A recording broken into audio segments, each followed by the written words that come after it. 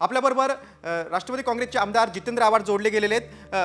आव्हाडजी, देशाच्या अर्थव्यवस्थेत अगदी सकारात्मक बदल कोणी केला असेल तर डॉक्टर मनमोहन सिंग यांनी. तुमची प्रतिक्रिया?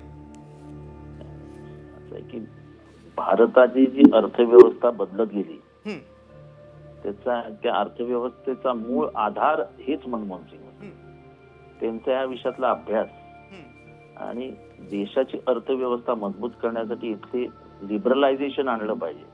मग काय म्हणतात त्याला मराठीत, मला लिबरल इकॉनॉमी ज्याला म्हणतात, ते आणण्याचं काम त्यांनी त्यांच्या माध्यमातून सुरू झालं. सर्वात महत्वाचं त्यांचं योगदान म्हणजे 2007-08 ह्या 2 वर्षामध्ये जागतिक मंदी आली. ती भारताला जाणवली पण नाही, भारताला कळलीच नाही की मंदी होती. आणि ते क्रेडिट जर कोणाला जायचं असेल तर ते मनमोहन सिंगांना जातं. जेव्हा म्हणजे भारत जेव्हा पेट्रोलचा भाव 135-30 होता क्रूड ऑइलचा डॉलरला बॅरलला, तेव्हा मनमोहन सिंग 62 रुपयाला, म्हणजे भारतामध्ये 62 रुपयाला पेट्रोल विकलं जायचं. जेव्हा क्रूड ऑइलचा भाव 30-35 वर आला तेव्हा आपण 80 रुपयाला पेट्रोल डिझेल म्हणजे पेट्रोल विकत होतो.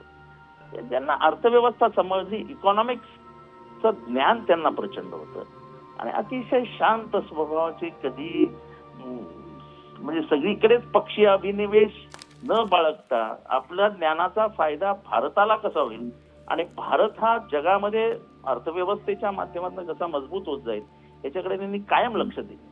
अगदी परत असा आता जी आपली भारताची प्रगती आहे त्याच्या मुळाशी कुठेतरी डॉक्टर मनमोहन सिंग यांची धोरणं कारणीभूत आहेत असं आपण म्हणू शकतो. तुम्ही अगदी सविस्तरपणे प्रतिक्रिया नोंदवली त्याबद्दल धन्यवाद.